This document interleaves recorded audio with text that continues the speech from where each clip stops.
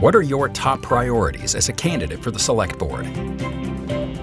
My top priorities in this re-election campaign is to make Plymouth more affordable. I'm running because I believe Plymouth deserves leadership that puts the people first. We need to make sure that our residents are able to stay in their homes. And I'm talking our seniors, first-time home buyers, children of people that live here. So we need to make things more affordable. We need more affordable housing created. We need to get our taxes, our real estate taxes stabilized. How do we do that? I believe it's by smart commercial and economic development.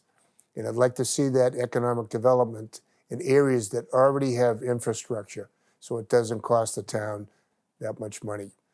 We need to be able to attract businesses that want to come to Plymouth, that want to provide living wage jobs for the residents of Plymouth so they can work where they live. Unfortunately, most of our residents that live here need to go travel to work because they can't, the jobs aren't high paying enough to afford to live here.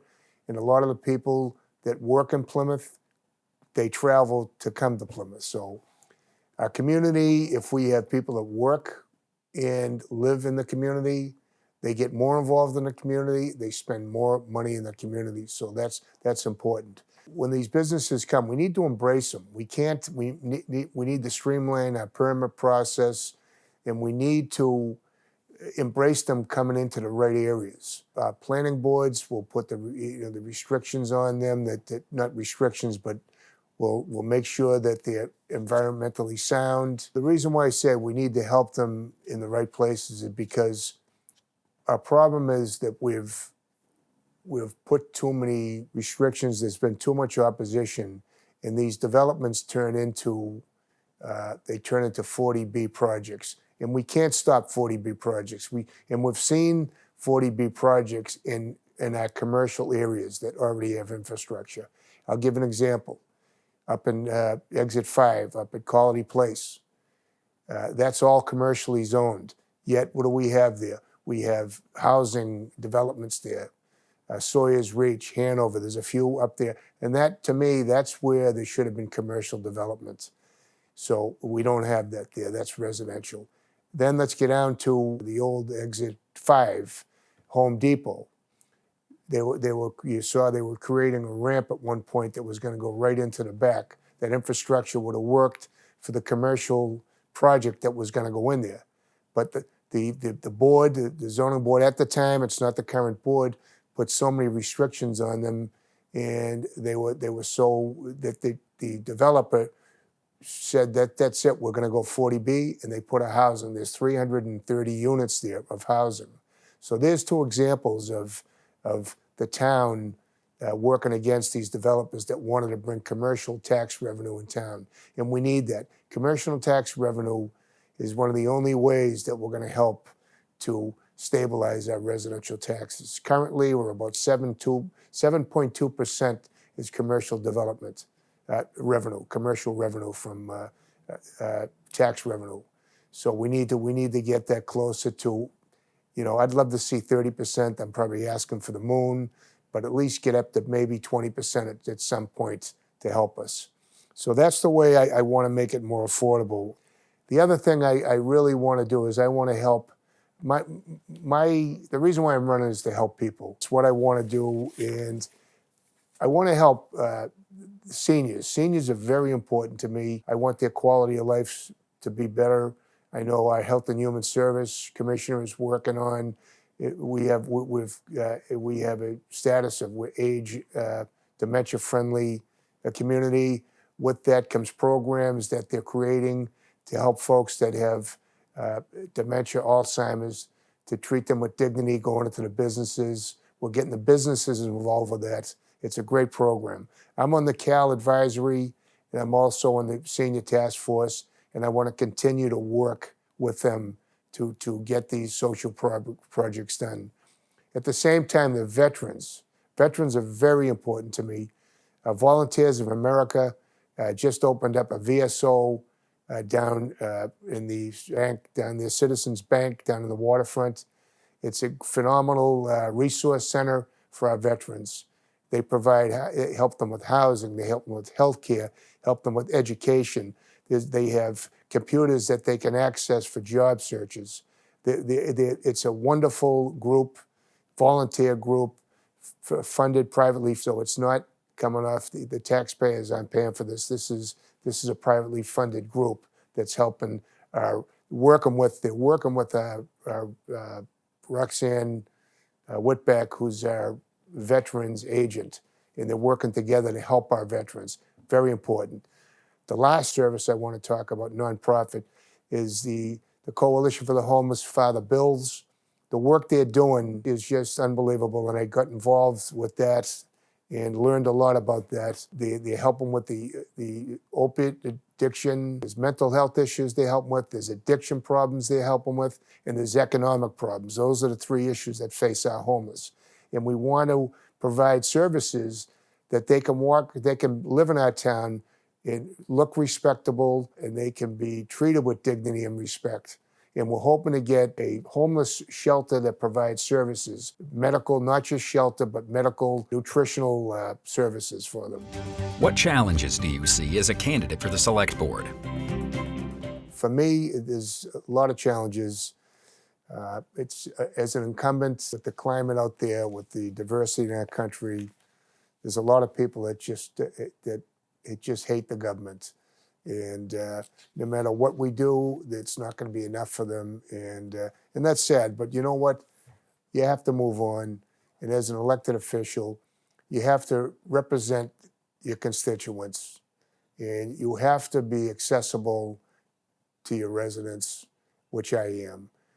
I ran on that I would always be available, my cell phone. You can call me anytime.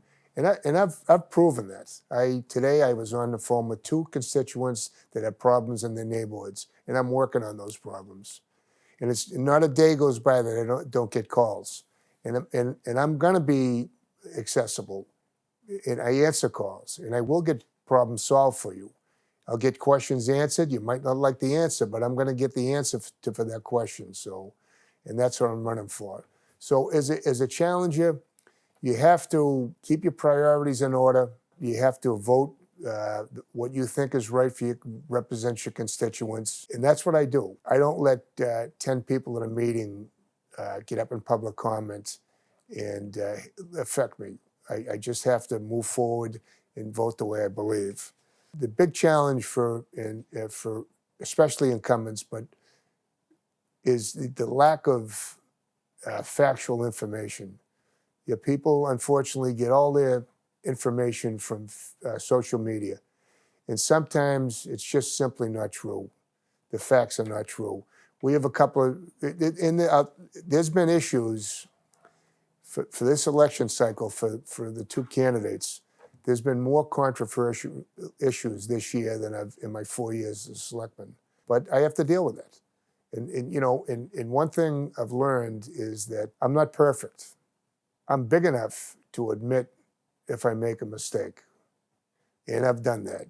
When it came up to the consolidation of the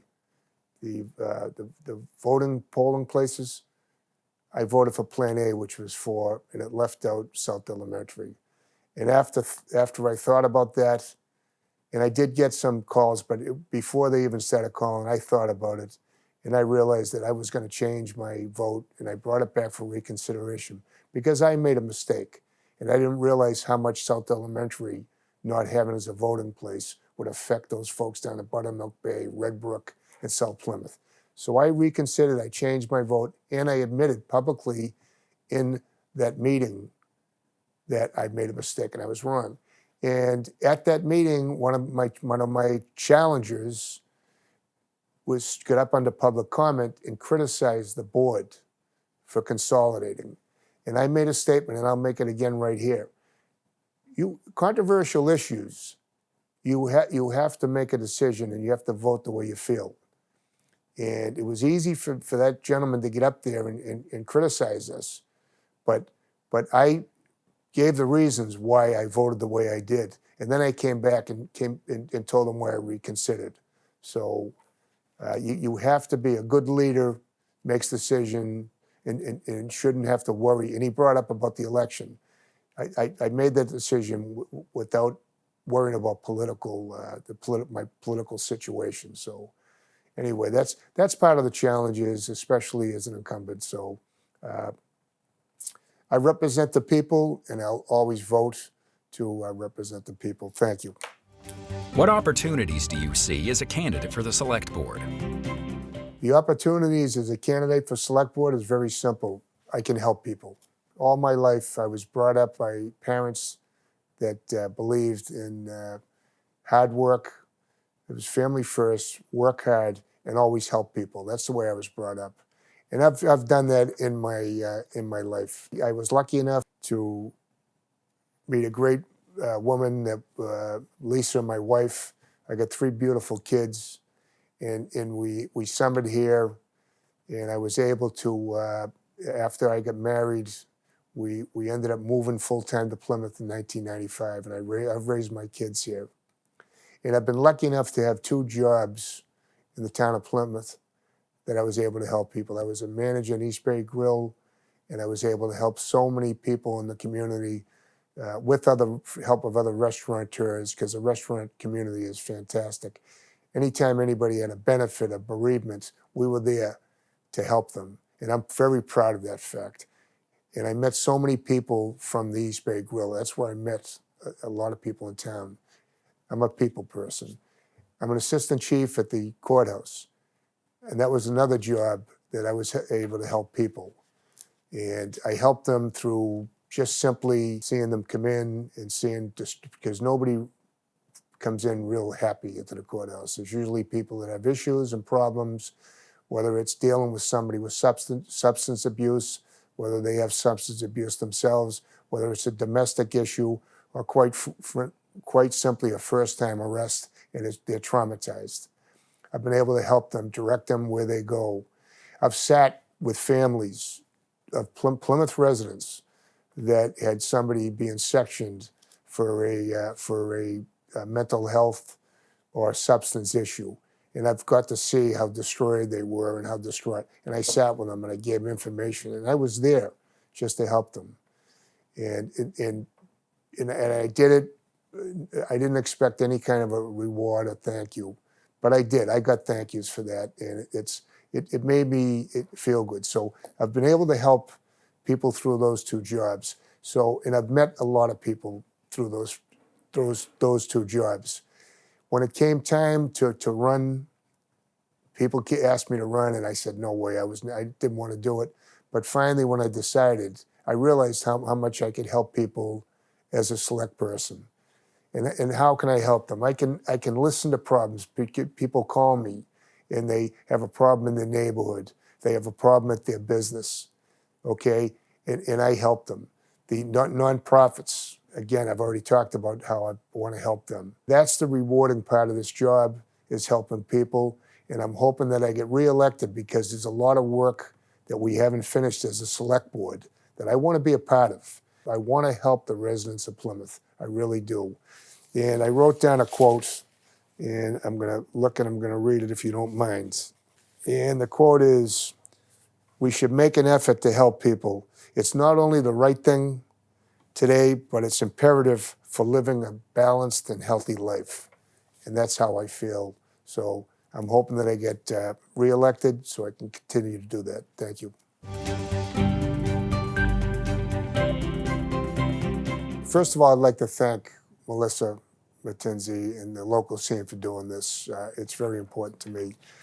So there are so many issues facing our town, and we need to work together to help Plymouth residents and businesses. Since I have joined the Select Board, I have been pushing for us to be proactive and to get ahead of problems so we don't have to be reactive. As a community, reacting to problems, the outcome sometimes isn't as good. All of the issues I am passionate about and mentioned in my opening statement are things we can be proactive on. So we need to work on housing options for working families and seniors. So many people that work in our town can't afford or barely can afford to live here. That means we need to work on creating more workforce housing. People that live and work within their community will want to become more engaged and invested in the town, and we desperately need this. Our senior citizens that have spent their entire lives living in Plymouth and want to retire here can't afford to. We need to create more senior housing. Many of those residents have spent their entire lives in the town, and it is only right that they can stay here with the respect and dignity that they deserve. State laws like the 40B put a burden on towns. This is why we must be proactive on our housing situation so that we can control the narrative and increase our ability to fight 40Bs. The housing issue for working families leads right into living wage jobs. If we don't create and encourage more good-paying jobs, our residents will always have to work outside of town. It's been proven over time that people that live and work within their communities are going to be more engaged and want to give back to the community. The sky-high utility costs are another issue that really hurts the hard-working people of Plymouth. There is only so much that we can do to battle these utility costs, but I will work with all our state delegates to try and get these utility costs to come down. My relationship with our delegates and all our county officials have already allowed me to actively work on helping with these rising costs. The affordability issues that I was just speaking of are just part of the issue. We need to attract more commercial growth, not only to create jobs, but it can also ease our tax burden. If we can encourage business to come to Plymouth, don't put the restraint on our resources, and will pay into our tax base. This is one of the most effective ways to lower our taxes. We need to let it be known that Plymouth is open for business. We want to have the reputation of being pro-business. We don't and can't afford to have businesses go to other towns because they don't think we want them here. Plymouth had this reputation for a really long time, and while I have been on the board, I have been a huge advocate for businesses and done whatever I can to try and attract more businesses to our town. We have a wonderful hospital in Plymouth that offers good jobs and care for our residents and surrounding community. The hospital is constantly forgotten about and is one of the most important resources in Plymouth. It is the cornerstone of community health. We need to be working with the hospital wherever we can to help it flourish. As a town, we have so many beautiful natural resources. We should do whatever we can to protect them. We need to encourage growth where it makes sense, existing infrastructure or the need for development. We can grow smartly and protect our beautiful resources in open space at the same time. Our residents that have done so much for us need us to help them once in a while. Our veterans and first responders need help and support. They were there for us and still there for us every day. It is only right that we provide them with support and the respect that they have earned and deserve. Our seniors are the same. Not only do they need housing, but they need the social programs and assistance we provide. I am so proud of the services we offer many residents facing addictions or homelessness. I am really involved with all these programs and will continue to fight for these causes. At the end of the day, this race isn't about politics, it's about people. I'm running because I care deeply about Plymouth and the people who call it home. I want to bring practical solutions to the table on affordability, on growth, and in supporting those who need it most. This is about building a better Plymouth together, and I'd be honored to earn your vote. I love Plymouth, and one thing you can always count on, I will always answer the call. Thank you.